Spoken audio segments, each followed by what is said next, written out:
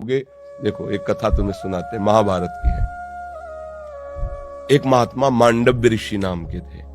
वो हाथ उठाकर ऐसे, पहले बहुत कठिन तप संतों को करना पड़ा। कलयुग है तो अब तो नाम जप से ही काम, मंत्र जपो, नाम जप। दाहिने पैर के अंगूठे केवल पूरा शरीर का भार रखकर हाथ उठाकर के मंत्र जप। उसी राज्य में कुछ चोरों ने राजा के यहाँ चोरी की, राज कर्मचारियों ने पीछा किया, उनके आश्रम में गए और आश्रम में छुप गए, इस भाव से कि महात्मा के आश्रम को देखते ही राज कर्मचारी वापस चले जाएंगे कि यहाँ कैसे चोर छुपे हो।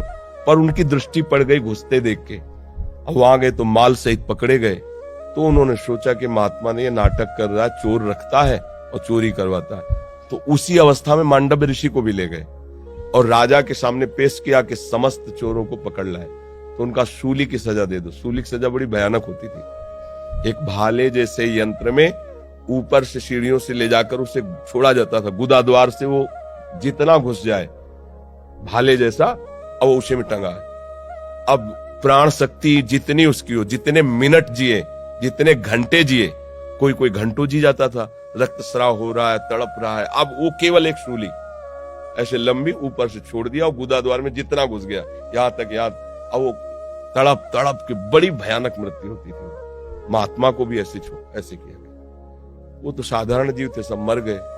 जो इस सूली गई गुदा द्वार से अंदर सुचेतना जागृत हुई, लगाया पद्मासन, उसी पे बैठ गए सूली पे। अब ये तो योगी थे। अब वहां बधशाला में तब जाया जाता है जब दूसरा कोई राजा है तो 2-4 रोज तो हो ही जाते थे अपराधी, तो दूसरे दिन उतारने गए तो वो तो सब मरे थे और ये पद्मासन में बैठे थे। भाग के गए राजा से बताया। राजा ने कहा ये तो बड़ा अपराध बन गया, कोई ऋषि आ गया, तुमने वे क्यों नहीं बताया ऋषि। अब आगे गौ करके, ब्राह्मण करके मर्यादा थी कि गौ ब्राह्मण सामने है तो दया कर देते थे ऋषि जन, फिर साप नहीं देते थे। पहले बड़ा पावर मंत्रों का होता था। हाथ जोड़, महाराज हमें बिल्कुल पता नहीं कि आप यहाँ कैसे लाए गए, मुझे बिल्कुल पता नहीं, अब मुझे क्षमा कर दीजिए, मैं बिल्कुल नहीं। बोले मुझे आपसे कोई मतलब नहीं, पहले ये निकलवाओ सूली। लाख कोशिश की गई, सूली निकली नहीं, तो उनका काट दो। तो ऐसे काट दिया गया, सूली काट दी गई। सीधे वहां से अंतर ध्यान हुई, धर्मराज के पास पहुंचे, क्योंकि पावरफुल महात्मा थे। धर्मराज से कहा कि मैंने क्या ऐसा पाप किया जो तुमने दंड विधान किया, क्योंकि ऊपर हाई कमान तो वहां है ना, क्रिया यहां दिखाई दे रही, कारण तो वहां है ना, पूरा हिसाब किताब उनके पास। तो बड़े गुस्सा में थे। उनका गुस्सा मत होइए महाराज, आप देख लीजिए, जैसे अपने है ना कि रिवर्स करके फिर वही सीन चला के दिखा दी टीवी में, तो वहां उन्होंने सीन दिखाई। ये 8 वर्ष के बच्चे हैं, खेल खेल में तितली को पकड़ा और उसकी गुदा के द्वार में बम्बूल का कांटा डाल दिया और छोड़ दिया।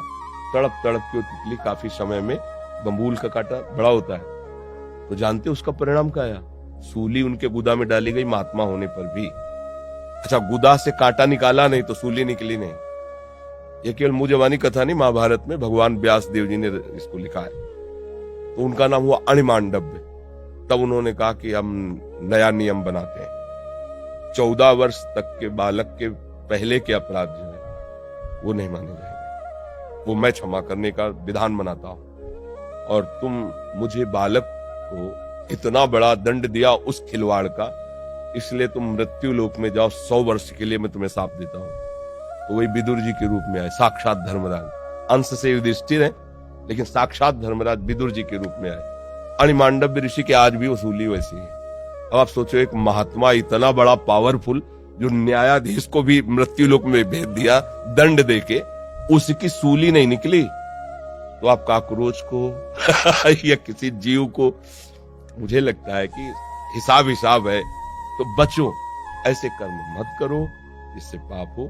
हम 100 बार झाड़ के फेंक देंगे बाहर, वो डस्टबिन नहीं आते, डस्टबिन क्या कहते हैं, हाँ फेंक लो। हम तो देहाती आदमी यार, तो हमें बीन और पेन में कोई अंतर नहीं ले चल, बाहर फेंक दे। नाम जप करो, पवित्र रखो, पहले से ही केमिकल ऐसा रख लो जिससे वहां उनकी उत्पत्ति ना हो।